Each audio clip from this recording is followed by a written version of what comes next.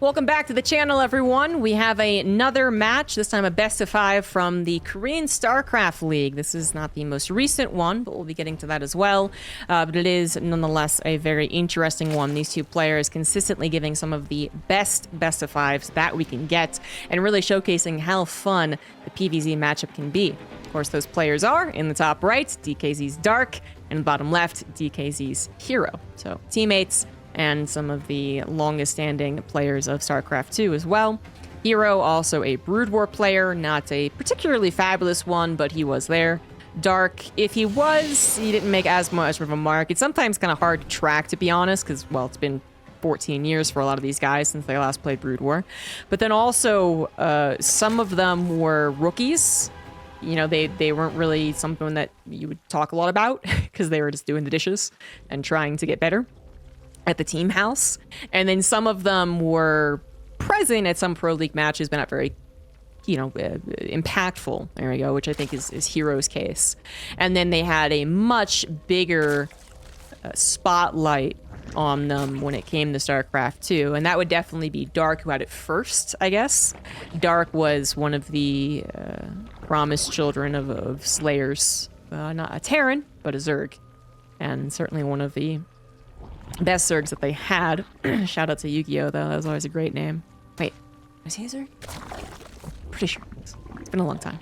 Anyway, so yeah, at this point in time, they've both just been playing for so long.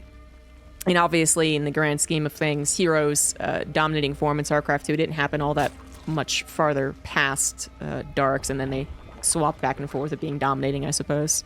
And now we know, as far as Dark, for the last 5, 6, 7 years, good lord, that he has been one of the most threatening, scary Zerg players. I mean, he was always kind of scary, I guess. He did not shy away from cheese, which is a little scary. An aggressive Korean, any race, is always scary, but yeah, just the dominating form that he's been in of the last, half a decade. Whew! Has outshone herO, who went to the military, so it's not really fair. herO went to the military after his own dominating form 6 years ago, I guess. Man, like, the timeline is really hard to track. I mean, I'm gonna have to actually, before long, I'm gonna have to get myself a little command here to pop up a timeline just to have some graphical representation of the 13 going on 14 years of StarCraft 2, because I'm not tracking these things very well. No thanks to COVID, it just completely messed up my perception of time. Anyway, it's not super important. The point is that they both are now considered some of the best of their race. herO has been dipping a little bit more since his resurgence and his showcase of the mass gateway style of PvZ, but he has nonetheless still popped off at certain times and been the hero of Protoss every once in a while, especially since MaxPax does not go to offline tournaments. Now, things start off a little screwy here in the beginning of this PvZ, and not usually much to talk about, so that's why I took all this time to talk about their history. But we do have 2 probes going down, a third one dangerously close. Not going to happen, but still, 2 probes killed. 4 Lings got into the main, did that killing, and did the scouting. herO is building a Phoenix, sorry, Oracle first.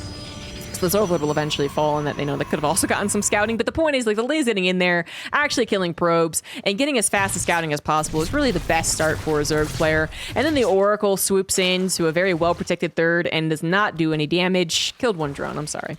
But is also injured. 2 Adepts do get into the main base, and they will be adding more drone kills. 3, 4, that's going to be it. 4 drones, getting some revenge for the early game.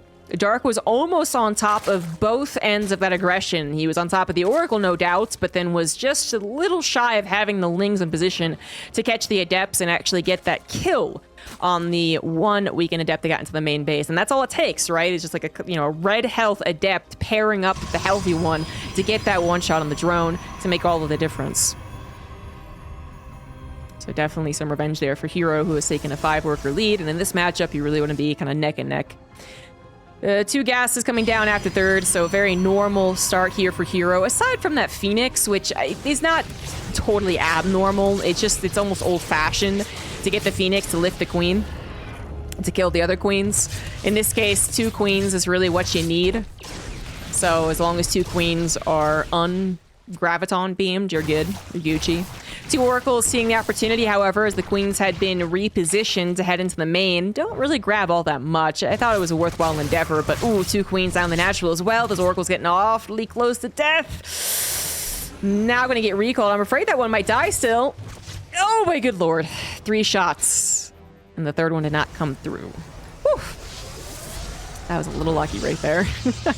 The oracles went on an adventure and were not rewarded. This 3rd one comes in for a couple of more drone kills. And overall, 10 drone kills is good, all right? Like, if we just go ahead and breathe, see that, in fact, 3 oracles are still alive, although not particularly well. The fact that they have killed 10 drones, or overall, Zerg's lost 10 drones, that is an effective start for Protoss.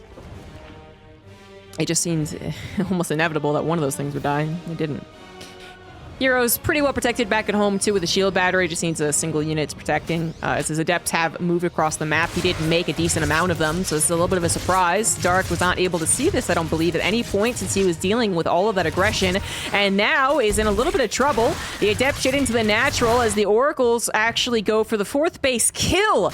Not canceled. The distraction tactics really working out here for herO, and now the drones are starting to fall as well. Shade is canceled as he just stays in the natural. The drones finally pulled away, but some of them stuck between the queens, and there was a little bit of target fire at the end there. Occasionally misfiring for sure, but overall, again, some nice drone damage. Now, that was a lot of adept sacrifice for that many drones, and overall, maybe not really worth it. The question is then, can Dark use his own army to get anything done in return? And the answer is no. The Lings will not be able to get anything with the Sim City, the Warp-ins, and of course the Oracles, should they be needed, which they're really not. So it really, the adepts, pound for pound there, resource to resource, not exactly worth the trade. But as far as their use in the game, I would say it is fine. herO's very well set up on 3 bases. He is adding on his technology, and the Lings, at the very least, got a scout, I suppose. I mean, not much of one. They didn't even see the gases, actually. So never mind, they didn't really get a scout. They don't even check the 4th base. I don't know when the last time Dark actually checked it. Probably want to relatively soon, because that'll give him a good idea as to whether it's tech emphasis or expansion emphasis, right? And seeing no 4th base would maybe give him an idea that, hey, Colossus could be on the way. And if Colossus are on the way, we could have that very dedicated 3-base attack. In which case, Dark is not quite set up, but he is now outing on roaches. His Roach Warren was, in the grand scheme of things, much later than a lot of other games. Zealots drop, not really doing a whole lot. That's something I believe the Lings did scout, by the way, so they got something. Creep being replanted, Queens finally getting back to their usual job as opposed to being the defenders. Perhaps some injects were missed, but with roaches now being produced, not really a problem on the larva count. 4th base being killed by those oracles was the real grab from the Adept Oracle attack, no doubt about that, and that made the Adepts absolutely worth it. The 4th base is now up and running. We do have a little bit of a push here. This is not really the push, though. herO probably going to stay on the outskirts of the creep. Force the roaches to come to him. And considering the roaches still don't have roach speed, that's unlikely. Dark also having to make sure no Zealot run by is dealing any damage. The Oracle's still somewhat of a threat. They obviously don't really burst down spores very often, but technically they could. No wiggle room as far as attacking, but like I said, I don't think herO really thought much of an actual attack unless Dark was really late to roaches and then significantly supply blocked. And then maybe there's a chance. But with this Colossus being built up and Blinken +2, I mean, this is much more what he's going to be looking to attack with. 2, 3 Colossus, 3 probably, and then Blinken +2. That 4th base is finally coming down. It's not a 3-base all-in, but I'd still say that it is dedicated, because sometimes it does run into Hive, and then it does get Viper abducted, and it's the end of the game anyway. This would definitely not be one of those games, just to be clear. Dark is nowhere near a Hive. He hasn't even built a freaking Ravager yet. He's not even on tier 2. And that's a little disturbing. His supply looks fine, but that's how it goes with roaches. herO should have the technology to take this down, but maybe a little out of position. Does save the Archon and the Immortal, which is the most important thing, but no shield battery on the 4th base, and no! Almost didn't get that cancel. Now chasing after the roaches, should be able to collect quite a few lives there, but Dark had a relatively low investment to get the cancel. as well as a couple of units that were on that 4th base. Next time we'll come in with, you know, usually Ravagers. Okay. One is being built, but he's now just supply capped, so. Tunneling Claws and Burrow being produced from Dark is not going to affect the upcoming fight. That's nowhere near completion, and herO is ready to go. It is going to be 3 Colossus for the push. The 4th base could be remade. Not something that herO is currently doing, however. He is now focusing every little bit of his APM on the offensive. Stasis Trap to guard the back was seen by Dark. He's going to pop it with a lone Roach and still have the ability to set up some type of surround, but is a surround even going to be good enough? 1 attack upgrades for Dark, +2 for herO, as he does have those 3 Colossus to fall back on. No extended Thermal Lance, but that might not matter. Only a handful of Corrosive Piles being able to be thrown down, and much of the Roach Ravager force being destroyed. That 1 Immortal also probably doing a tremendous amount of damage before it actually went down. And most importantly, 3 Giraffes still standing here. Plenty of Stalkers as well, and Dark is going to be reinforcing into the laser beams of the Protoss army. herO's Warp Prism did die, and that actually might force him to retreat. That is the best thing Dark is able to do in this entire engagement. But he loses his 4th base. Will not be establishing his 5th anytime soon, as the drones would have to transfer over. Tunneling Claws finishes, but oh, we do not have an Observer. The Observer died at some point. Oh, this could be problematic. The Disruptor is going to be far less useful. The Colossus are going to get destroyed. The Tunneling Claws is here. Does herO notice? You do see it if you're paying attention, but he's not paying attention. The Roach is on top of all of the Robo units. Is a catastrophe. The Disruptor, though, does pop off, and it looks like with the Zealots there to help out, the Colossus do not get torn down. A Disruptor even lives, and the Tunneling Claws play was not at all effective. I thought it'd be a little effective. That was not at all. That was terrible. I thought that was the perfect situation. Absolutely freaking not. Oh boy, all right then. herO, not even realizing he was in trouble, because I guess he really wasn't. Was like, oh, all right, fine, cool. Cool tactic, man. Whatever, man. I mean, he might have noticed the graphical update to some of the Roaches that were reinforcing, but you know, I really don't think he was expecting that. It just didn't matter. GG's. Game number 1 done, with herO now in the lead. Game number 2 coming in on Royal Blood. Top right, Dark. Bottom left, herO. What a match. Not because of the majority of the game. Just the finale. Just the finale was interesting. Oh, Dark's gonna go for a 12 pool in game 2. Spicy. At the end of the day, that last game did just really feel overall like Dark was being led by the nose. He was kind of late to every step that Zerg would want to take. The pacing was not very good for him. The power spikes that Zerg would hit didn't hit. He was later to the Roach Swell. He was later to a more powerful Roach Ravager army. He was later to nipping the attack in the bud, you know, trying to stall it out at the very least. And he certainly was, again, nowhere near being able to get to the Vipers, but that was not his plan, so that's acceptable. It's just that that Roach Swell in a more ideal scenario probably would have been a little more threatening and kept the Colossus push a little bit more timid. And then if it did push out eventually, it'd be into the awaiting arms of far more Ravagers, in which case there's a little more back and forth at the very least. Didn't happen. Dark was not really well set up. Now, Dark going for the 12 pool is also going to go for a proxy hatch. herO did initially get faked out by the drone, pretending it transferred over to the 3rd, but was going to go back in and, of course, eventually see the Lings. He saw the hatchery first.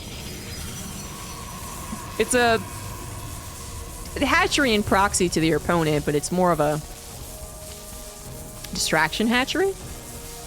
That's what I'll call it, because if it's not a distraction and it actually finishes, then it's also very scary. But right now, you know, you can't take the Zealot away from the Ling defense to help kill it, so the probes have to be pulled instead, and then you have to worry about the Zealot micro. Fortunately, the wall off on this map is 2 buildings large. This probably is one of the worst maps to do this on because of that reason, which is interesting to think about. Why did Dark choose this map? More probably not because of the map, but because this is the way that Dark plays. Oh, he's gonna get us around on one of the Zealots. Oh, not quite. Okay, there we go. surrounding the other Zealot. Probes do get pulled back, and they will be able to support the Zealots, perhaps just barely enough. Yeah, I mean, effectively enough. One Morling gets taken down, leaving only one to enter into the main. Overall, I would say a fair handling of the situation. herO handling that with a certain amount of grace. And Dark's opening, pretty clumsy and definitely not worth it. That was what I was trying to say is that Dark doesn't, I think, really necessarily think about that as much as he thinks about just kind of a feeling of StarCraft. He definitely feels like a feelings player. Not that he doesn't have some really good strategic decisions and build orders and all that good stuff, but I think this was more just an attempt to really offset the Protoss after a win from them. It just didn't do that at all, and the map design did contribute to herO's easier defense. Because he doesn't even have to change up his own build order all that much. You know, maybe he does get a second gateway down to complete a wall on a different map, and it's still no problem, but at least that would have changed his opener more drastically. Here, it is hardly changed. You still get your one gateway expand into Twilight Council, even if it is delayed because of the probe pools, which obviously Dark's own economy is significantly delayed as well. 2 Adepts looking to get some revenge, especially as Dark still has slow lings with no intent on getting fast lings. The Adepts can't get far enough in to see the total lack of gas. They could be guessing it, but now they are actually in here. At least 3 drones probably will die. 1 Adept again, so close to death. There we go. Oh, nice capture. So that's going to be only 2 drones. Not too bad, not too bad. Adepts did get a scout on the lack of speed from the spawning pool. So that's a good scout. That means that herO doesn't have to worry about grabbing the 3rd base if that was his intention. No sudden influx of speedlings to offset a build, which is something that Dark can do, but probably not off the back of a 12 pool that has failed. Now Dark's trying to get the better economy. He's getting his gases now, but is it too late? herO's Resonating Glaives just about halfway done to get the gases and the roaches out, and then to still not have any speedlings to help capture the Adepts. It's one of the scariest scenarios for the Zerg. This could just be the ticket for herO to take a 2-0 lead in this best of 5 lickety-split. Adept Shades will be seen by this Overlord, so he knows about it, but it's just... the amount that Dark has had to squeeze in here to try and replace his economy after a failed opener leads to a lackluster defense of such a fast follow-up attack. That's why you would do this. You'd still be able to probably gain leads if you did just go ahead and Stargate into 3rd and whatnot, but... and there's always that chance they could have followed up with an all-in, in which case maybe Adepts wouldn't be the best, but the 2 Adepts that were scouting were scouting for that. So the Adepts here are just that great offensive follow-up that means a injured Zerg player will have even more trouble dealing with. Because there's also just that chance that even if they get enough units on a technical level to defeat these Adepts, they might not be in the right position. That's not going to be a shade, but if it did, they probably would have still traded out okay. Point is, they don't have to. They just took on the Queen, taking down the slow lings without even really having to combat the roaches all that much. And now they will shut into the main. The number of Adepts is just so extreme. Doesn't matter if these are speedlings or slowlings. 4 Adepts also reinforced and heading into the natural. This is the split that I was talking about. Dark going to lose some amount of drones inevitably. Yep, nope, don't go into the natural. Don't go into the natural. Nope. Drones are not mining this entire time. Definitely a reminder. Worth saying, as Dark might just get overrun by the amount of Adepts coming in. I mean, look at this. Look at the audacity. herO's proxying not 1, but 2 gateways. He knows that this is a weird scenario in which the Adept production outweighs the Zerg production. Usually you wouldn't dilly-dally so much with the Adepts in such a main fighting force. It'd be a lot more splitting, a lot more maneuvering, a lot more cleverness, to be honest. But when you notice that you can just overrun the Zerg, I mean, why not take the opportunity? And Dark is struggling. Perhaps now the roach numbers are high enough that the Adept should stop trying to take direct fights, but again, the amount of lost mining time. Oh, the absolutely cruel follow-up into a Dark Shrine. Youch, bibbles. Dark does not have a lair, does not have any spore crawlers, does not have an idea of the follow-up, and they're going to be instantly reinforced. They are going to be coming in on these proxy gateways on the edge of Dark's very limited creep. I do also want to emphasize this was a 7-gate Adept attack, which is why it's so much more powerful. If this was like a 4 Adept, like little poke, Dark probably has handled this already, but, you know. This was very dedicated, but it seemed very logical that it would work. And if it didn't work, then the DTs are absolutely going to work, because the Adepts are scouting if there's no detection. Interestingly enough, getting DT Blink, not really necessary. Almost a play here, you know. Not quite. Not rude, just it's very unnecessary. Anyways, herO will win as soon as the DTs appear. GG, very quick to 0 now in favor of herO. Let's see if Dark can bring it back. In the top right, we have Dark down on his last life. In the bottom left, we have herO dominating the series. That last game, Dark could blame himself, I guess. It wasn't so much that herO played really well, as much as Dark gambled on probably one of the worst maps to do so on. 12 pool, hatchery, whatever you want to call the hatchery, proxy hatch, on a map where there's 2 building wall-offs. It makes life a lot easier for the Protoss. Still could have done a tremendous amount of damage to a Protoss who is a little less good. Particularly in those very stressful early game scenarios where you have even less units to use than a normal Protoss player in a normal early game. Because that's usually the real conundrum of playing Protoss, is that you have so few units that obviously their placement, positioning, and micro is extra important. But something like a 12 pool, they're very much dependent on even using your probes, which some people are worse at. herO could have not gotten a second Zealot, which would have led to a bit more of a snowball. He could have not had the probes last second help out the 2 Zealots as well. There were still some things that were very much on a knife's edge. There was ways Dark could have gotten his harassment and 4 probe kills or what have you that would have made it a better game for him, but herO did not take any chances. So I don't think Dark will be 12 pulling. Again, on a map that is a 2-building wall off, 3 buildings such as this would be better, even though it's one of our longer maps. herO probably going to be more intent on checking that pool as well, making sure that he doesn't go for an early pool, which means he might miss the opportunity. I feel like I'm getting deja vu right now, but he might miss the opportunity to block a hatch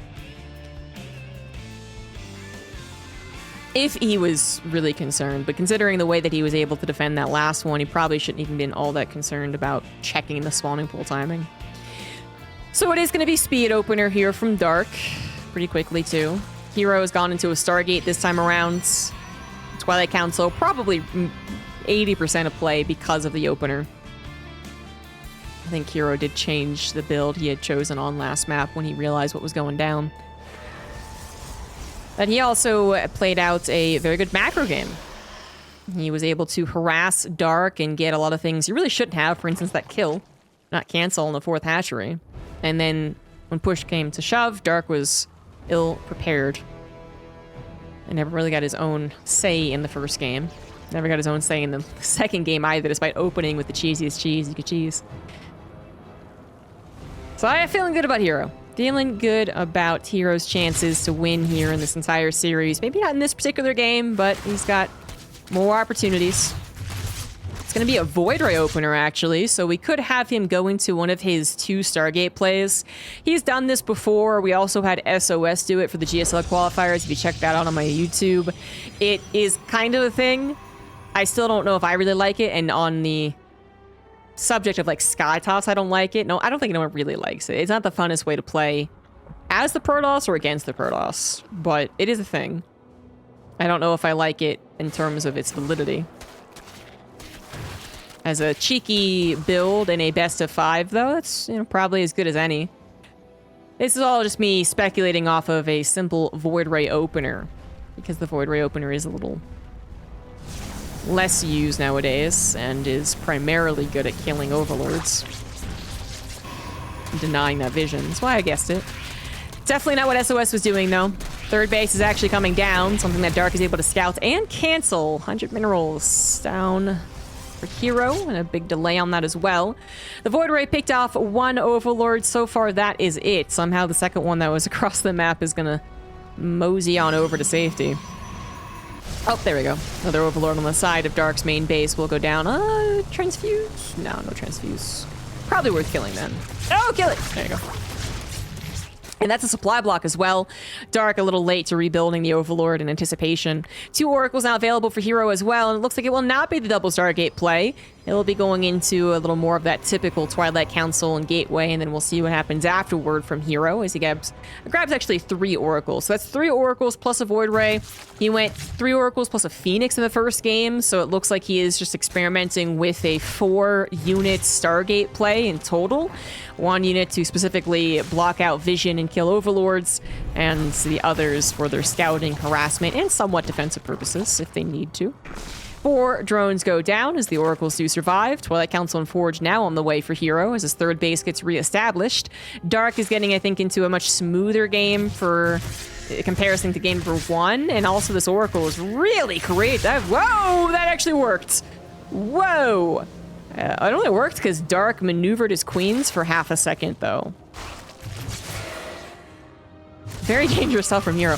But he also gets a depth into the natural and into the main base. The Lings are on their trail, so he's not going to shade into that. And even going to take the opportunity to recall. Saves all 4 adepts. Yeah, definitely. If they weren't going to get very much more, Oracle's coming back into the main base. herO just kicking ass right now. 10 drones in the last 30 seconds, and the Oracles will survive. Really? Oh yeah, I feel like in range they're totally fine, but there's a fog effect. Anyway, like, oh boy, oh vey. Another stasis trap, gonna deny some mining at the very least. herO just happily producing back at home, by the way. Blink +1, warping in the stalkers. Nidus Worm coming in for Dark. I do believe this might have been his true intention this entire time, but it's also going to be a desperate all-in as he has taken so much damage. Anything else would not have worked, so this you know, I think is coincidental, but yeah, because he didn't have an evolution chamber. There was really no sign that he was going to macro outward, but yeah, Nidus Worm is on the way. herO, he's already building up a decent army, though, but he has no idea it's on the way. The Oracles are going to fly through the main base, but be denied vision in the natural. One even going down. +1 air is on the way for herO. That's not going to be useful. What the hell is he getting that for? Is he really going to do another transfer into Stargates? Well, he might, but not fast enough, as Dark's Nidus Worm is popping off very far to the left side. But only 1 shield battery available for herO as he starts to move out as well. This could be the most awkward possible opportunity. The adepts that we saved earlier on do get captured by the Lings as the Nidus Worm makes it sound. Now the Lings are also a problem. Looks like this stalker number is big enough for that. The Void Ray is going to be a tremendous help, but the Queens, of course, have come as well. Another Nidus Worm on the very front lines will be torn down. That's not going to happen. Couple of stalkers gonna need to blink out, but blink isn't done.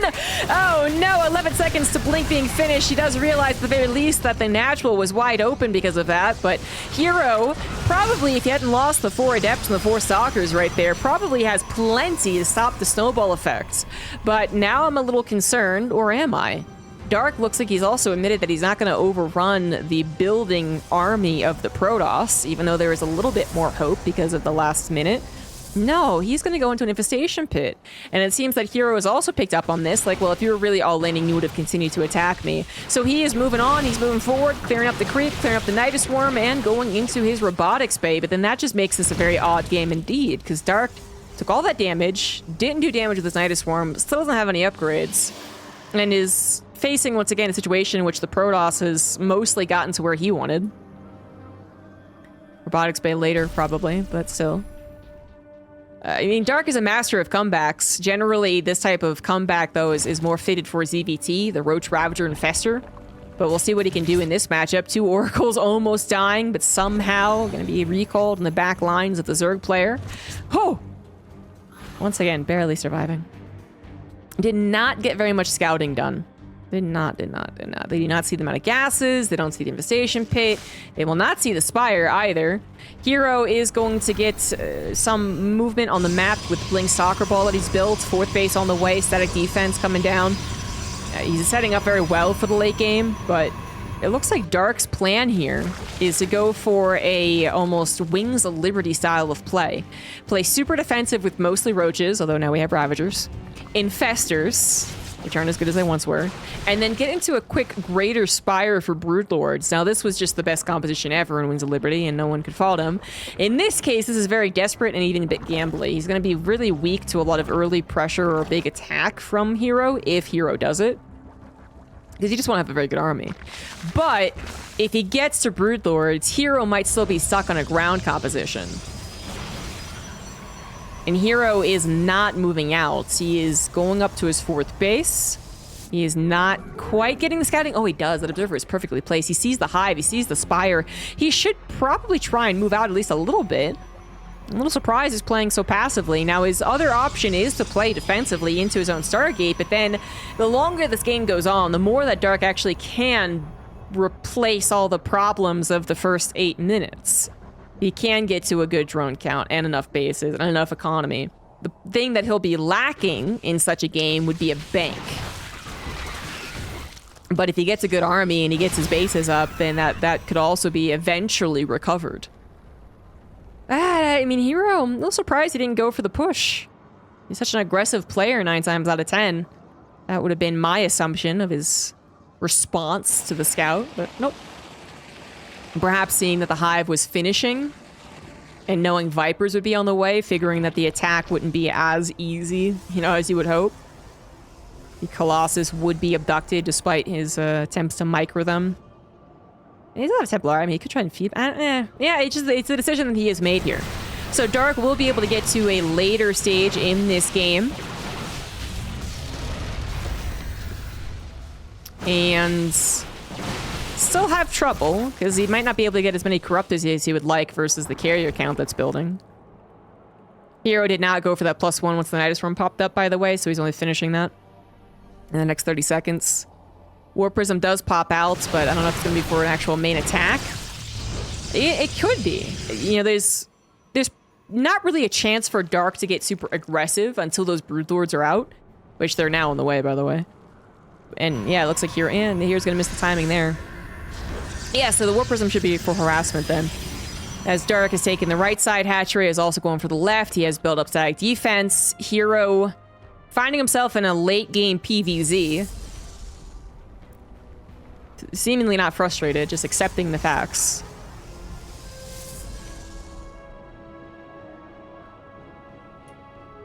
I'm almost frustrated though. I am a little surprised by the passiveness.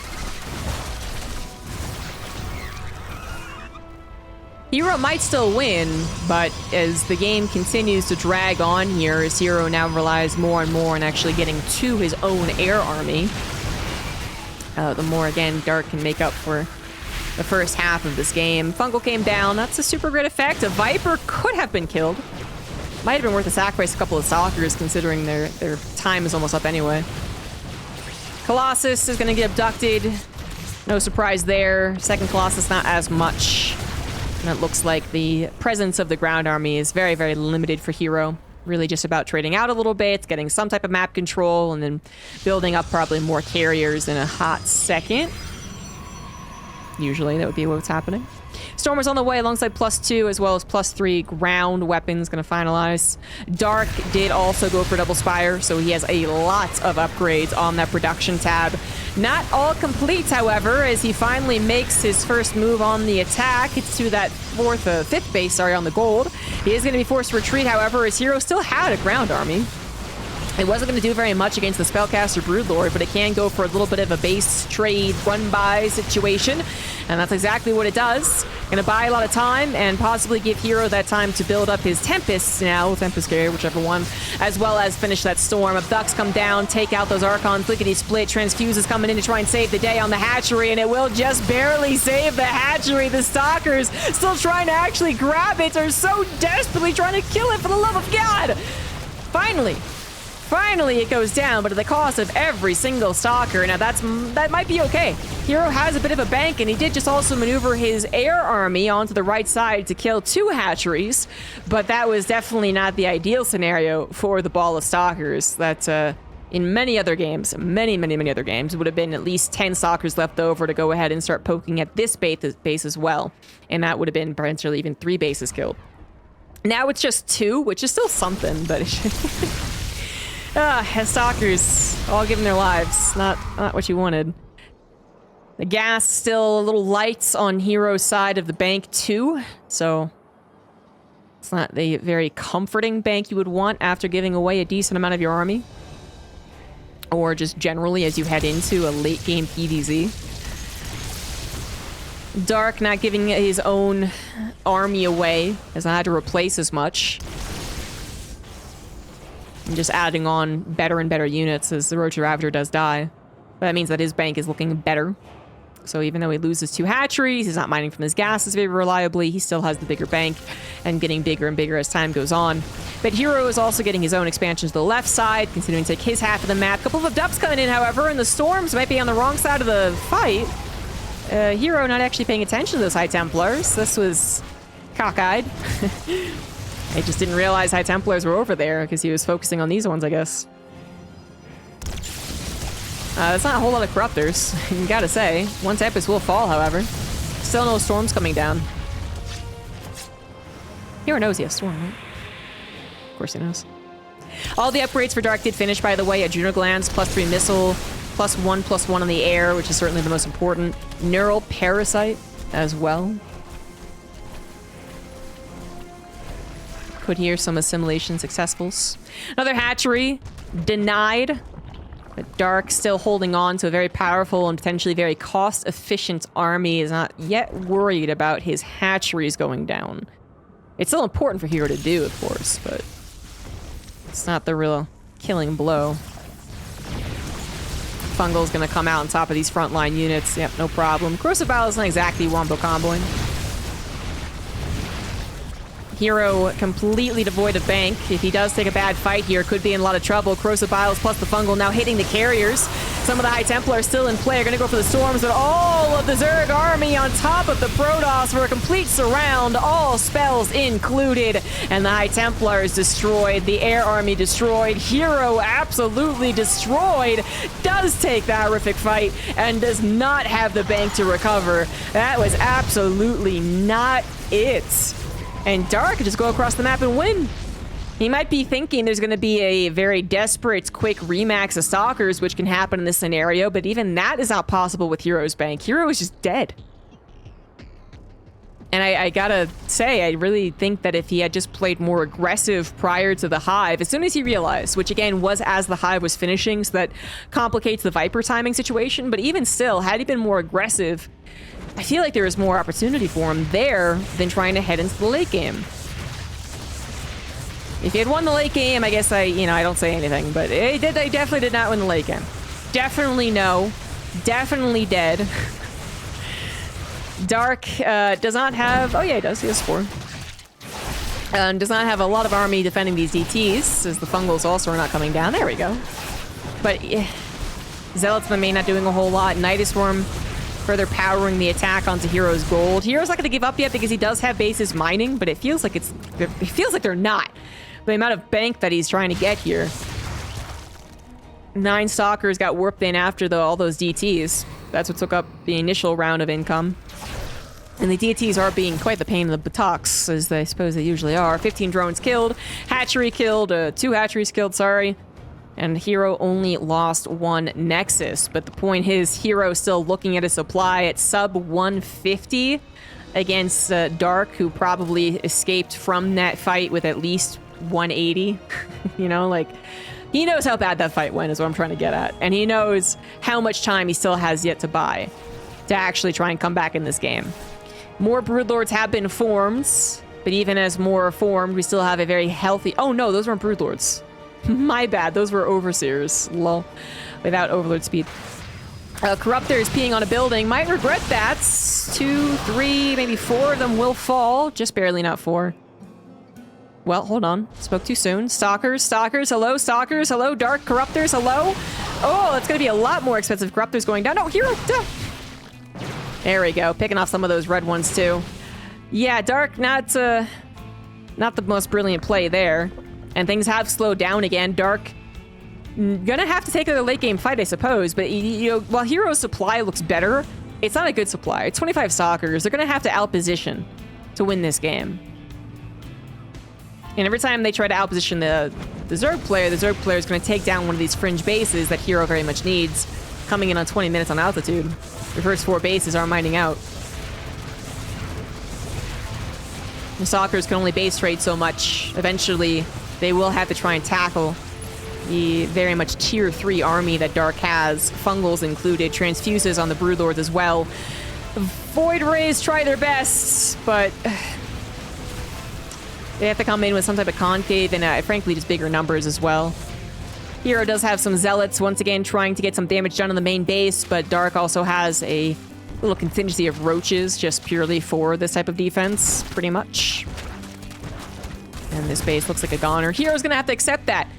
He knows he cannot take on the army, so he's going to go for that type of base trade situation that I was talking about, really what the Protoss has to do. And then maybe the Spellcasters get disjointed from the Broodlords and vice versa, and the Stalkers have a chance, but this time around, they were a little too close to the main army. They kill a hatchery, but all of the Stalkers, once again, losing a lot of their lives. Maybe a half, slightly less, managed to escape. Void Rays thought they'd go off on their own. They do have Flux Veins. They're quite speedy, so I guess they can, but they do need to be wary about those Corruptors. Run-amok tactics not exactly working for Hero, but technically keeping him in the game.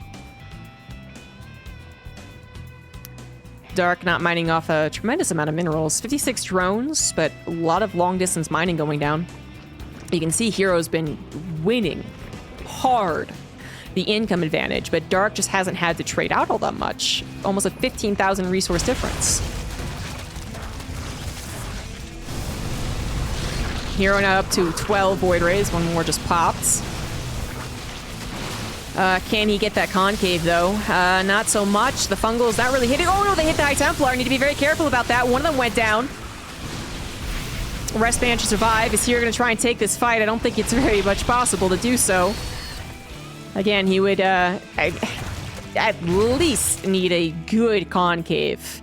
But more likely, he's going to need to actually take some of these Fungals out of the equation with feedbacks and have Storm to spare after. Which isn't a guarantee. His High Templar count not particularly high. Zealots going for more run-by tactics, but Dark has decided to kind of consolidate his presence on the map mostly to the left side. You know, the right side might never be his again to take. Even this base right here might not be attainable, but his army is slow. His army is going to be much better the smaller a map gets, so it's something that he has to just accept the trade-off here. But it's wise. Because at the end of the day, his army is better than his opponent's, unless Hero gets one of the most cinematic masterpiece type of engagements possible.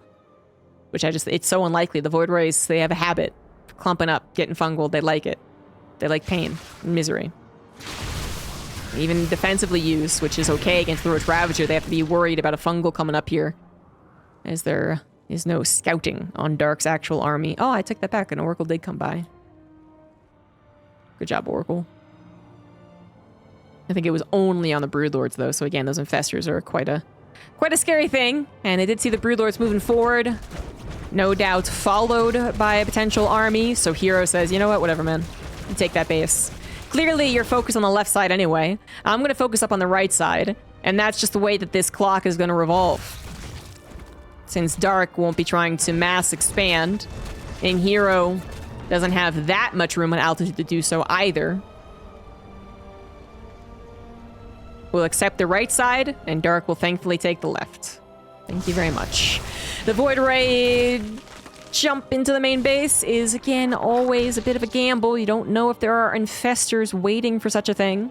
And I would not be surprised as the more this game goes on, because apparently it's not over yet. I thought herO 100 supply down was pretty dead. But it's not over. The longer this game goes on, let's say that herO actually takes this base, too. 3 o'clock base. I would not be surprised if Dark preempts the Void Ray move into his main and puts a couple of infestors burrowed. He does a burrow. That's definitely something herO, Dark would do. And it's something that herO would do to go into the main base like that, but it's also just, it would make sense. If he could take out all of this technology, even though Dark could afford to replace it, that's still a good amount of resources that don't go into rebuilding Corruptors and Broodlords. So it is worth it, if he can get away with it and not get bungled. A much less gambly way of doing it would just be to get Zealots in, of course. And Zealots do kill the natural hatchery, not really super important. 10 probes go down at some point. I'm not sure if that was herO killing his own or what. Hatchery denied on the left side. As long as the army isn't protecting it, why not get that cancel? I think it's herO killing his own probes. Right? Where are they going down? Where the hell are they? herO is still on such a delicate composition. Oh. Beautiful fun. Beautiful high feedback, sorry. I love when the infestors get popped. That bias will never leave me, not after the years of brutal infestor. Anyway, it's still a very vulnerable composition for herO. The fact that he's been able to use it effectively in the way that you should, running around and whatnot, is great and all, but no, it's just one fungal and parasitic bomb away from dying. Feedbacks once again coming in prior to the Broodlords able to clap back. Finally, they do, and they kill a good number of High Templars there, but still more cloaked underneath that mothership. Fungal hit the mothership and not the High Templars. Dark does have his Roach Ravager force on the ground, doing the same thing that herO's ground force was doing. Does manage to take down a base that had at least some gas left to mine. Okay, literally 50 gas, maybe not the most important base, but that's one step that leads to another. And this next step is going to be the natural, where there is a +2 armor finishing. DTs were warped in, but Dark was good enough to bring an Overseer. Now that main base does get taken down. A recall is available back to the Nexus, I would suspect, if he even needs it. It does seem that Dark has accepted that that base was a goner. Is definitely not going to contest it as the entire army moved in to take it down, and accepts the loss, rebuilds the technology that he must, which is going to be his infestation pit. He does not have a hive, so he can't turn his spire into a greater spire. That's currently his biggest problem, actually.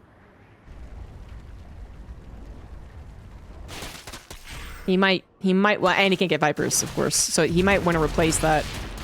Does he have Vipers? He does. 3 Vipers. And he's starting to rebuild that layer at least. DTs and Zealots killing another hatchery. herO working his way back into this game. But the main engagement, I still do not believe goes in his favor. If he is ever forced to take an actual engagement against Dark's Broodlord Infestor Viper army, I do believe herO dies. Still a 10,000 resource difference between the two as well. But really, things have slowed down since 8 minutes ago. herO only losing so much more resources in that time. So he's built up quite a bank. Ling, Baneling, Roach, Ravager now coming in to try and tackle some of these bases that herO's been getting away with since Dark was on a slower composition otherwise. Probes going down this time to the Banelings. Is not intentional from herO, who was brought down to 46 probes. That's okay-ish. He might rebuild those, but he definitely needs to rebuild a Nexus somewhere else. First 4 bases mining out, well, first 4 were entirely mined out. This is his 5th. Almost mined out. 6th and 7th. One of them's a gold that's also about to dissipate. He does need to get this one up and running, so clear up that creep. He's on it. Observer and Stalker is there. Void Rays, High Templars, and Mothership over to the left. Both of them starting to really mine out altitude. 27.5 minutes in. A couple of more upgrades still to be had for herO, but they'll be the last ones for him. Dark finished all of his upgrades a while ago by the looks of things. Realizes he can't rebuild Roaches after losing them, so he's going to rebuild his Roach Warren. He has a lair, because he also needed Overseers. So there's a lot of things that he does need to rebuild. But he is yet to start up a hive. No more Vipers, no greater Spire, until he does that. But it seems so far intentional. Feedback's going down, but not killing the infestors this time, as they weren't full on energy, just taking them out of the equation. But with 15 infestors, I think you're still good on the number of fungals. One fungal hitting a portion of the Void Ray army. It is using that cliff to its advantage, however, time warp as well to try and save some of their lives. But that mothership, minus 400, 400. You always get something there in that situation, don't you, as a Zerg player? And then they just soak up the Vipers again. Just soak it up. herO finally cleared out the creep to take the base to the 3 o'clock, and he also has Dark's 4th, or whatever you want to call it, to mine from, too. As we're getting into desperate situations, that is a worthwhile nexus, I would say. That's a decent amount of minerals and gas left over. Dark had never really kept this 9 o'clock base alive. Even though it seemed like it was his to take, herO was pretty good about sniping it and just kind of being a thorn in Dark's left side. Long since established dominance on the right side of the map. Well, maybe not dominance. Adrenal landlings. Hell of a drug. Do kill an Nexus. herO fine on the minerals, though. Does replace that pretty quickly. Hello? BT? Hello? Hello? More carriers on the way. It looks like herO's finally going to start adding in the actual late game army. You know, get rid of the Stalkers and replace it with Tempest and carriers. Which is the late game army Protoss wants. You know, this army has been super effective at bringing the game back. Very good use of the army. And making sure it doesn't die. But at the end of the day, you do want that stronger air army, which, oh no, it being scouted means that Dark decides to send his Corruptors to them before anything else can come back and help out. And now it's going to be a wombo combo, 2 terrible situations at once. herO, not realizing the Fungals were so close to his main army, just lost most of the Void Rays. Oh no. Well, there you have it. Once again, Dark gonna win this game. Oh, that's very unfortunate, because you know, if the armies were together, there's an actual fighting chance. There's a standard round in fighting situation in which herO might be able to win, maybe not. Maybe even everything was combined together, it's still too powerful from the spellcasters, because herO wasn't on his complete army yet. But oh, now he's lost so many Void Rays, he's lost all of those carriers that he built. The question of the remax is on the gas. 1,000 gas looks like a lot, but it really won't be if he tries to rebuild. Dark, by the way, adding on, was that 15 infestors at once? Because he did lose quite a few, but he had that bank from trading very effectively for a lot of this game, back to 15,000 resource difference. And Dark's almost mined out his side of the map, whereas herO still is mining off of the 3 and kind of 4 o'clock, I guess. But he's once again having to rebuild such an expensive army. Why won't this guy just die?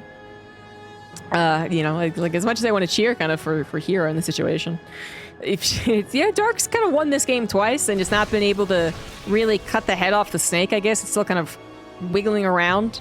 But even as herO once again gets remaxed, it's the same situation. It's the same situation that if he ever takes a direct head-on fight, he dies. You know, and you eventually have to. You eventually have to kill the hatchery underneath all the broodlords, right? So unless this is one hell of a weird base race situation, his ultras just got killed, by the way. They did trade out with the Stalkers, though. This would have to be one hell of a base race situation. This would have to be down to the last building that all of the spellcasters are covering for the Zerg, and then herO desperately runs in for the snipe before he all gets killed. That's the only way I think herO wins this game. I do not believe he wins versus the air army. But he's going to try. He was able to buy another 12 minutes in this game, so he's going to try and do it again. Do it again. Oh, you might think you're catching Broodlords out of position, but that's absolutely not the case. Couple of High Templars going for the feedbacks, giving up their lives for it. Dark on the warpath has decided that he can actually move his entire army to try and kill herO's production. herO's going to come in with one of the better concaves he's had. Not so much on the Void Rays, however, which are going to get fungled. But here comes the rest of the Stalkers. All of the fungals, every which way that we look. The Void Rays so far alive. But now it's about the Broodlings and the Ultras and the fungals. And the Ultra-fungal combination might be good enough, or maybe not. Lots of Stalkers still alive. The Infestors running for their lives, and nothing that actually attacks left over power for the Zerg. 8 Ultras, however, are the Remax choice. He had enough bang for that, and the Neural Parasite, turning your opponent's units into your own. Dark, with 8 Ultras popping from those eggs, should be able to win this game. If Dark was any poorer, if that was 4 Ultras, I don't know if that's enough. But then again, the combination of Ultras and Neural Parasite and Fungal might just be the only thing he needs. 8 Ultras, 8 Ultras, 8 Ultras, 8 Ultras about to pop. Come on. Mothership goes down. Corruptors were not torn down in the last fight, so they were available for that. Here come the Ultras. No Fungals this time around, as most of the Infestors are taken up with other things, I suppose. But the Ultras are going to do a tremendous amount of damage once the Fungals do come down. There they are. The Ultras cleaving through the remaining Stalkers of herO. It actually ends up being a very close battle at the end of the supply-wise. But the Ultra-Fungal combination was, in fact, all that Dark needed. The fact the Stalkers could not micro meant the Ultras would reign supreme. And Dark holds on to the series after a 34 minutes. Game number 3. Oh boy. Let's head to game 4. Game 4 is going to be on Dragon Scales. Top left Dark, bottom right herO. What a game. What a game of StarCraft 2. You know, more action-packed than a lot of other alternatives, so that much I'm thankful for, but herO was really the cockroach in that situation. Or I don't know. Maybe Dark is the cockroach because he basically had a composition that would not die even to a nuke. Which herO didn't have. I mean, it actually would die to a nuke. But you get what I'm trying to say here. Like, it was one freaking thing that remained, you know, everlasting. Even as the Broodlords got killed, the Infestors were still integral to the survival. And then herO was the one who was trying to fly around and trade outs, and so I suppose he was more of like a like bees or something. I don't know, hornets. You know, decent numbers, able to replace each other, annoying as hell. Maybe a little less scary than wasps, though. Because at the end of the day, that army would not beat Broodlord Infestor, although it gave it a hell of a shot. It really did. I mean, that amount of Stalkers collapsing in on Dark when Dark had so much supply in Corruptors almost worked. Because that was really the problem towards the end, was that if there wasn't 15 Corruptors and there said only 5, but then, you know, 20 supply worth of even Roach Ravager or Cracklings, however much supply it would have been, that would have helped much more against Stalkers, right? And then again, it's the same scenario in which, okay, you don't win against that. But the reason that I think it got close was that the Corruptors are wasting supply, basically. And if the Infestors weren't there, herO would have won. Because even as the Ultras popped out, if the Stalkers weren't rooted, they're going to micro around circles around the Zerg. So it definitely was a little more complicated, but at the end of the day, that tier 3 composition that Dark was working with, as long as it's kind of matching the opponent's composition a little more appropriately, it wins against the tier 1 and the tier 2. And many would argue it also wins against the tier 3. It depends on your point of view. But yeah, it just it was a game that felt like herO was supposed to win initially, but then, let it isn't really the phrase I want to use, but then he accepted that I was going to go into late game, and then that gave Dark a big chance to get to that really cost-efficient type of army, to recover from a game in which he was at a deficit and was going to be low on economy. So they both played their parts really well, I guess, after the initial 10 minutes of that game. It's just that Dark ended up having that ultimate composition. I'm sure they were discussing that a little bit. I didn't even try reading the creator there. When Adept gets into the main, kills 2 drones. Definitely a mistake from Dark there on that 1 drone micro. There we go. Adept killed. No shenanigans from Dark, who doesn't really appreciate going to late game as much as he has some pretty good and insistent Infestor usage. He's talked about how much he just gets kind of like tired and he doesn't really want to approach it, but then it does inevitably go that way. And you can't be the top tier professional player that he is if every time you get put into late game, you go, I hate it, I don't like it, and you tap out.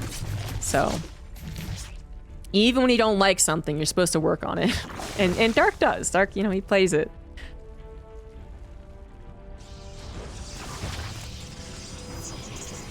Two more drones just went down to another Adepts. Dark has lost out a little bit more. Maybe shouldn't be conversing.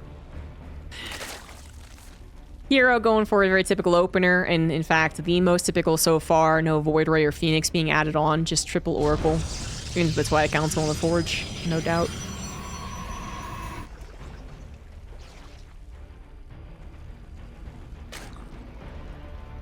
Dark has certainly played long games and then just went ahead and cheese, but perhaps because he's still down a game, deciding that's not the way to go.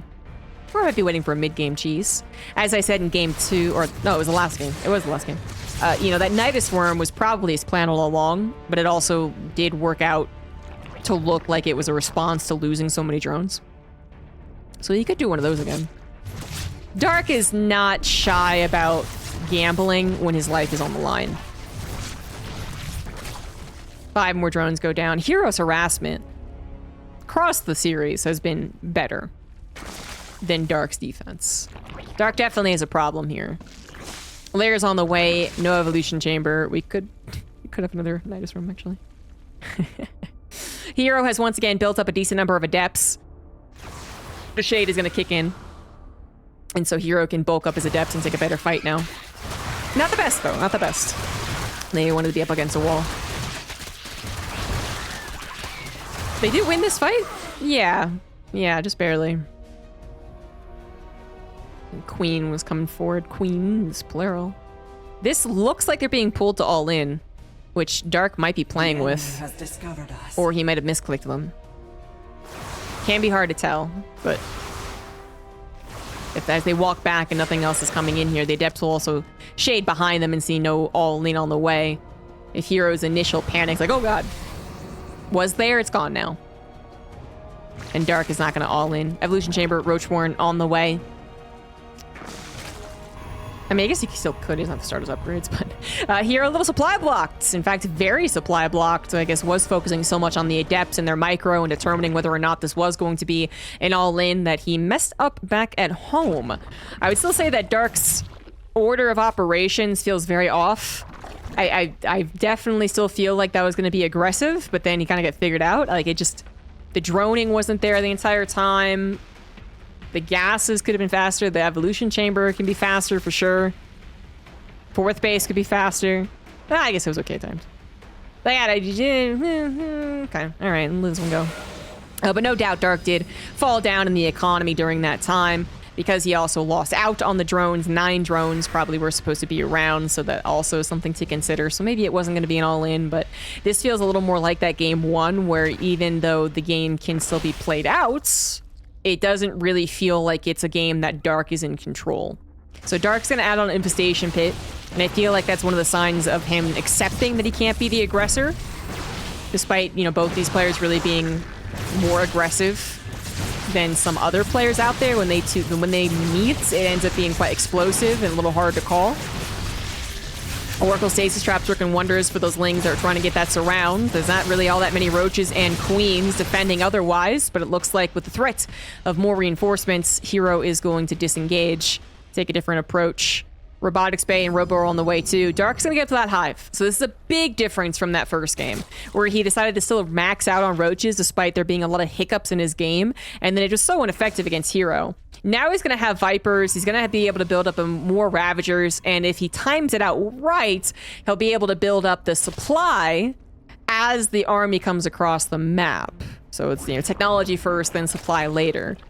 herO is once again going to move out with his Stalkers, though, and continually pressure Dark. So Warp Prism included with the first push. He's got Colossus on his mind. Charge is even halfway done, so this isn't the real one, but... Oh, Dark gonna go for Lurker Den. I didn't even see you got the Hydralisk Den. That's on me. Sorry about that. But yeah, he's gonna go for a Lurker Den. Oh, honestly, he's going to have trouble maxing out. Oh, Ravager just took down that Warp Prism. herO's aggression not going to work out nearly as much as he was hoping. So the Warp Prism being so aggressively placed, he clearly was thinking he has a moment. Even prior to his Robo units being on the front lines, moment no longer there. Dark will successfully get to Lurkers, although it's going to be a little while yet until they have their very important upgrades. Basically, everyone agrees Lurkers as is. Not the scariest unit. You get enough numbers. I mean, they're still pretty scary, but they need their range, they need their speed burrow, and then they dominate Protoss ground. Oh, both Oracles taken down. Now, that's especially cruel, because while they're always good at everything, harassment, scouting, defense, stasis trap, so on and so forth, they're especially good versus Lurkers. Depending on observers, not historically the best thing to do. Does herO even realize that it is Lurkers? I don't think he does. The last thing he saw was a lair building, not even the hive. Hydralisk Den successfully hidden. Infestation Pit as well. No, herO is in the dark. He is not replacing his Oracle. He's not moving on to a Fleet Beacon either, which I would say a lot of people do when they realize what's been going on. They either really put the pedal to the metal as far as the offensive, or they go, oh shit, and then move on to Fleet Beacon. And herO is not doing either one, as he doesn't know. And even if he did know, I'm not sure he has the capability to aggress. But it'd be up to him. At least he would have the knowledge to make the decision. Here, he does not have the knowledge. I still believe he does not know about the Lurkers. The Zealots were pulled back. He's not rebuilding any. He's not building any more observers. That's like my first sign. There we go. Yeah, the Lurkers finally getting revealed here. And that's bad news for herO, who now realizes his chances for making damage done with the ground Protoss army is quickly waning here. There's not a lot of time for this. More Lurkers, more upgrades, and more technology. The Disruptors do two-shot Lurkers, but once the Vipers are out, it's a very difficult dynamic. One Archon being caught off guard. It kind of is a little bit of a scout, though, at the very least. It scouts the Lurkers going on the offensive, means that you kind of have to pick and choose what you want to do here. You can try and fall back, but then the Lurkers are going to be in position. Might not go so well, or you could try and run for a base trade and hope that you pull the Lurkers back by being aggressive. In this case, herO was stopped short of attacking into the natural. Is going to now set his sights on the fourth base. Only one Lurker there, so the hatchery will go down probably, but this attack from Dark is doing a lot better. Not many units on the defensive for herO as well. No Disruptors, most importantly. They're going to pop out soon, but in the heat of battle, Lurker Spines will be on them in a second.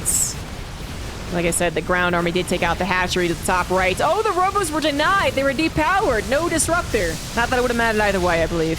Shield battery overcharge on what exactly? A cannon. Might have been a little useless. Nexus number 2 going to fall as herO only managed to kill one hatchery. Now that still puts them both at like a relatively okay PvZ scenario, 2 base to 3. But you know, it's not ideal. It's not ideal. More probes just went down to Corrosive Bio. Lurker is still involved with their upgrades. And herO is up shit creek. He's about to be heading into Game 5 despite his dominating first 2 games. And really ability to win the third one, I would argue. You're going to replace one of his Robos. So really the only thing I mean, he does always go up to a Stargate and a Fleet Beacon at this point, so he can at least try and get more Disruptors. Oh, but the Fungal with the combination of the Lurkers. Fortunately, there weren't that many Lurkers, but nonetheless, lots of damage sockers. herO can't do anything against this. That's 18 Lurkers. That you don't defeat that with this army. You just don't. There are no Vipers still, so the Disruptors have a chance, but you could even micro against the Disruptor shots if you really wanted to, if you really tried. A little bit happened right there, and then the Lurkers actually died. That's going to be a good Disruptor shot, but on the Roach Ravager, which, you know, there is definitely a point in some PvZs in which even a good number of Lurkers can't protect themselves. They do need some fodder. So that can sometimes be important, but the supply difference is too large at this point. herO would have to have at least an even supply to think that he could now run on top of the Lurkers. And you never know if there's a fungal or a blinding cloud waiting to come down. As much as we know the Vipers aren't involved, herO doesn't. herO's probably apprehensively waiting for the first one to show itself. There's the micro on the lurker. herO not being able to make any moves. Has to keep the presence on the map if he hopes to try and survive. If he wants to try and macro out of this, which he is trying, he has to stay on the map. But eventually Dark will find himself in a very comfortable position, not just with the lurker count, but also the base count. And he will look to push once again, putting herO into that very uncomfortable position. 5 more lurkers. So it's going to be a total of 28. Ay, ay, ay. They're going to have 3-1 upgrades as well. herO did start up with +1 armor, but it just, you know, the upgrades really matter against lurkers. Dark also had a lurker count that can both stay at home, some of them, and then a lot of them can go for the offensive. Or vice versa, you know, both are going to be effective, because even if it's only 5 lurkers on the offensive, there's such a hassle to clean up. In this case, it's most the lurkers on the offensive. So many revelations are going to have to come down as the lurkers are spread out. An observer is still alive, to be fair, but you have to walk so carefully. You're going to walk into the spines sometimes for the observer even detects. So yeah, herO called it right this time. Is actually dead. I mean, he held on last game, didn't he? But that was also, I think, that was a less mobile composition. Lurkers might be a siege unit and less mobile than speedlings, but they're pretty mobile when they got that speed burrow. They will be getting slightly nerfed in the upcoming patch, but yeah, that's going to be it. GG. GG! Dark is going to bring us to a Game 5. Game 5 is here on Neo Humanity. In the bottom right, it is Dark. In the top left, it is herO. herO might be letting this best of 5 slip through his fingers. Such great games for the first 2. Oh, no, you could argue that second game is more on Dark. Not doing well.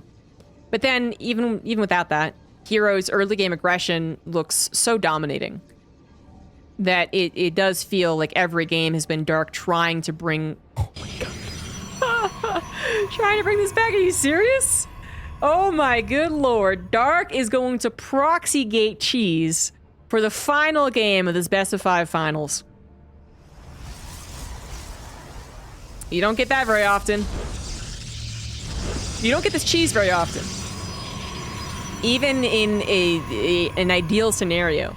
Even if the Zerg player had shown 4 games in a row that they triple hatch before pool, you probably still do not get this cheese. That is how rare it is.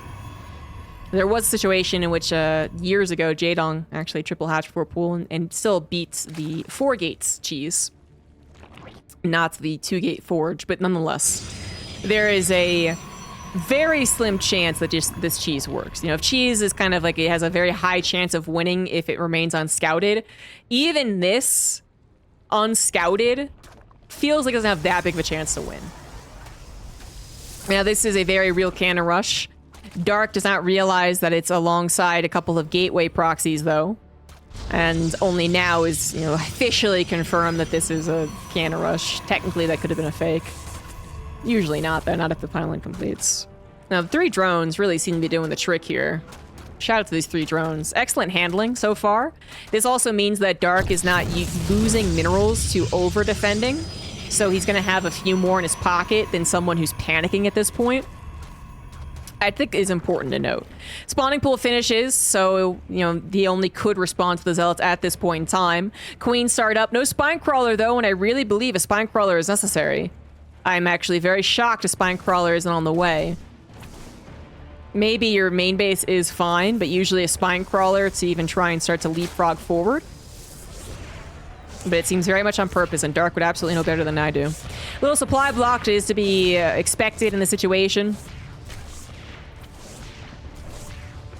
Not that it couldn't be averted,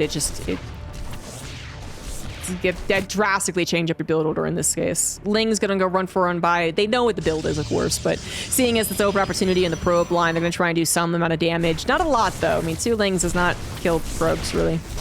Queen manages to survive, and in fact... Oh, I don't think this is gonna work. Oh, no, I don't know about this one. I don't think he can take the hatchery. Oh, I just put his queen. Okay.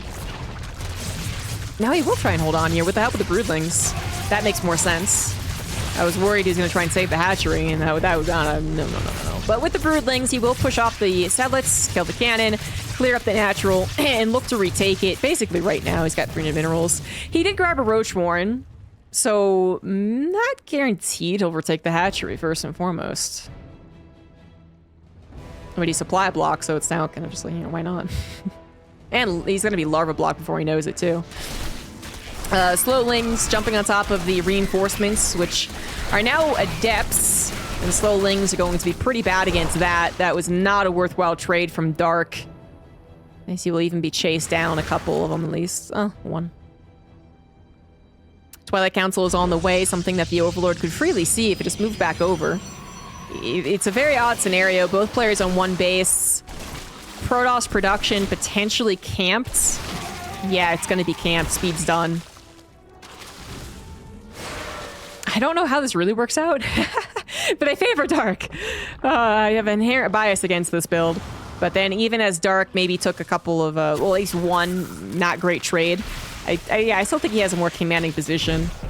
I think part of the problem is that even though the Zerg is limited to one hatchery, which really limits their production and their ability to go from, like, you know, macro to all in, the Protoss is so much worse off. They're constantly scouted. Their production gets destroyed. And even if they do hold on to one base, the fact that I think especially Ravagers exist means that the Zerg just has the handle on this early weird game.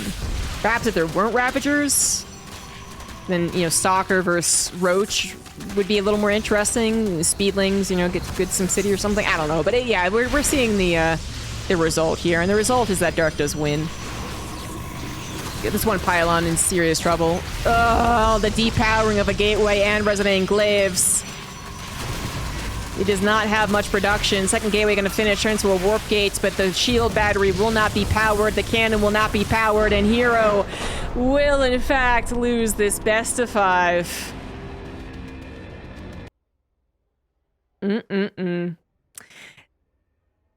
I do not like that build opener, so I'm going to kind of say that he kind of, you know, that's what he gets. Especially as I don't think that Dark is a particularly vulnerable Zerg to that type of cheese as well. Actually, I mean, Dark does mess up. Not to say that he's totally perfect, but yeah, it's definitely more that I rarely see that cheese work. Yeah, that's where I'm coming from. But I do love herO for trying. I do love him. He is such a fun Protoss player.